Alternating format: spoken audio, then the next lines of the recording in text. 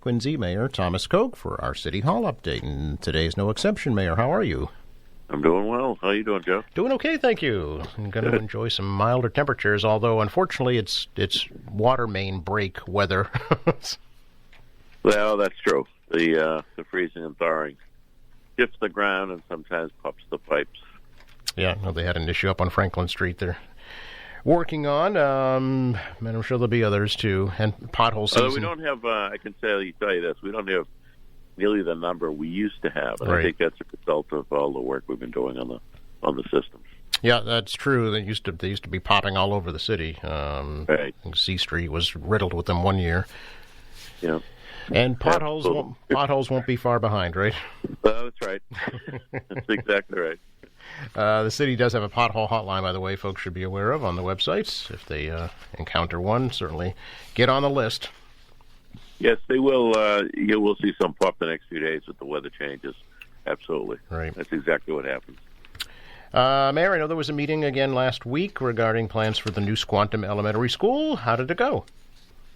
Oh, it went very well. It went very well. I think the folks at Squantum are pretty excited about it. I think there's some sentimental attachment to the original building of 1909, and the architects have done a remarkable job in the concept designs of protecting and saving a portion of that building, which was very well received. It was something that was raised back in the fall. We had our first meeting that there was, concern about just knocking everything down. And the architects, I really have done a remarkable job to date, some of the conceptuals. Now, as you know, we have to go through several steps with the school building authority at the state level. They require certain, studies, I guess you would say, including whether you can reuse the building. We all know that building has got to go, but you still have to go through the motions. So, but at the end of the day, I believe what will happen is the original portion of the building would be saved and reworked into the new structure, with the remainder of the buildings all coming down, and it'll be enveloped with new construction, which will be, I think it'll be very, very handsome, and I think the people will be very pleased with it. It's kind of what happened with the new Central Middle School, right? Incorporating the old one a little bit. Well, the old one we did was the entrance from the Butler Road side of the Central Middle School. We worked inside the auditorium. Right. Yes, this would be outside, though. Oh. This would be the main door of the building. Oh, okay. Would still have that facade on it outside. So outside, you'd still have that connection. Oh, I see. Okay, interesting. Very good. There's a lot of people that live out there that are, elderly now that went to that school. Yes. And there is that attachment to that old facade. So I think it's going to work out well. Oh, that's great. Any changes as a result of last week's meeting from the original plan? No, not really. I mean, there weren't many questions this time. There were a lot of questions the first meeting. Mm-hmm. I think the architect listened very well and addressed those in the new design. So there were very few questions. We had a model out there as well, so people spent some time looking at the model and seeing how this will fit with the neighborhood. Some of the changes we'll make in widening Huckins Ave, widening Mayflower a little bit, have, the correct traffic flow, if you will, specific drop-off sites, parking lot for staff. I mean, it's very well done. Mm-hmm. So I think that there weren't any questions that weren't really answered in the design. So I think people so far are very pleased. What's next? Another phase with the SBA, and at some point we'll be pricing everything out. We'll be going to the City Council, and Councilor Harris, the Ward City Council, will be leading the effort. And as you know, in these projects, we bond we get the authorization for the entire amount on the bonding. Then we draw down the difference between the reimbursement rate and what we'll have to pay. So at this point, a percentage of the reimbursement, I haven't seen the specific amount, but it'll be better than 50%, which is tremendous. Okay. And can you talk a little bit about the plans to kind of build the new school while the old one is still in operation and using those modular classrooms? Yeah, that's the only way to do it. We don't have any alternatives to shift these kids to another building, right. So we've got to work with the site we have. The good thing is we have room on the site, both around the school itself and in the park behind it. We've got definitely have some real estate to work with. So yeah, the idea would be to bring a certain type of modular classrooms in, put them up out back, and knock a good portion of the building down, and put the kids in those while we're, addressing the new building. Mm-hmm. Those that are familiar with the school, if you're looking at the front, that little low section was the original section, and to the left the gym was added, and to the right that very long linear addition was added. So, you can live without a gym for a little period of time. You can do other things with phys ed, but at the end of the day, you got to have classroom space. You can't have the kids out in the playground trying to learn some things. Right.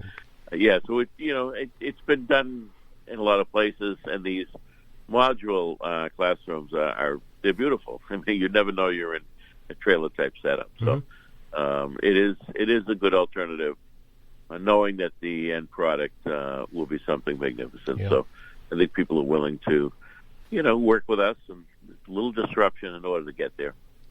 Will the grade configuration remain the same? Yes, it will. Okay. Yep. And so will there be room for more students, Mayor? Will this be a bigger building or the same population? Yeah, it'd be a little bit more room. Yeah. You're always planning for a little bit of growth. Although the school building authority watches the numbers and projections very closely. Mm-hmm. They don't want communities building all this extra space and it doesn't get filled, and the state's paying for it. So there is a process by which that's decided. But we've got a pretty good handle on that. Superintendent, his team, and principal out there, they've done a nice job on what we need. So I think we'll be fine. Mm-hmm. Looking at the timeline on the website, October 25 for groundbreaking. Is that still the plan? That's the goal. Okay. Yes, that's the goal. That could move slightly either way, but yes, that's the goal. Yeah. Speaking of 2025, how are Quincy 400 plans coming along? Dandy. Absolutely dandy. Great. Actually, it's actually decision time. We'll be meeting with my department heads over the next week or so, and a number of other plays as well, to really zero in on exactly what we're going to do, how we're going to do it. We're a year out now, so if we're doing certain programming, you've got to book certain things, you've got to get things in the calendar, we've got to work with other community partners to make sure we're not overlapping on their events during the calendar year. So a lot of interest, a lot of excitement. I think we're going to have a lot of fun with this. I really do. And specifically, Joe, I know we've talked about some of the projects. Want to be in the ground with the Performing Arts Center sometime in 2025. Yeah. There's other programs like the President's Trail signs that we did. We're looking at doing a similar type signage program across the city to sites that are very worthy of mention, whether it's an architectural gym like the Crane Library or the Coddington, or the Art Deco Bank Building of the Square, 1928, very significant. So we're kind of putting those lists together now on those places or stories that should be told, memorialized in a certain beautiful signage program that's being worked on. We've talked about the Heritage Tree program. Yeah. We're looking at perhaps a major parade. We'll be looking at a fireworks display. We'll be looking at a gala, probably programs in the schools, whether they're poster contests or essay contests, a number of items that we'll be able to celebrate with. I don't want to do 100 dinky things, Joe. We'd like to do some events that are very significant and will be remembered for a long time. So, we'll keep you posted. Please, yes, consider us here at QATV one of those community partners, Mayor, in this celebration. Oh, absolutely. Yeah, we absolutely. really want to be part of that to help bring that to the community. We're already working with the Quincy Historical Society, producing some historical pieces looking back over the years. They're very excited about that, and I think that's been a great addition. Excellent. Anything we can do to continue to preserve and tell the stories.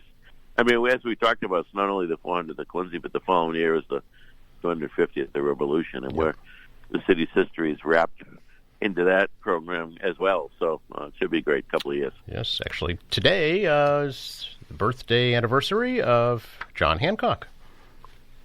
Very nice. Yes, only a day after yours, Mayor. Imagine that.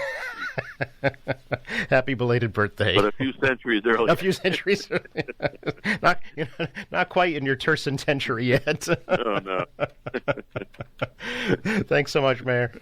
Hey, have a great day, Joe. Thank you. You too. Bye now. Bye-bye.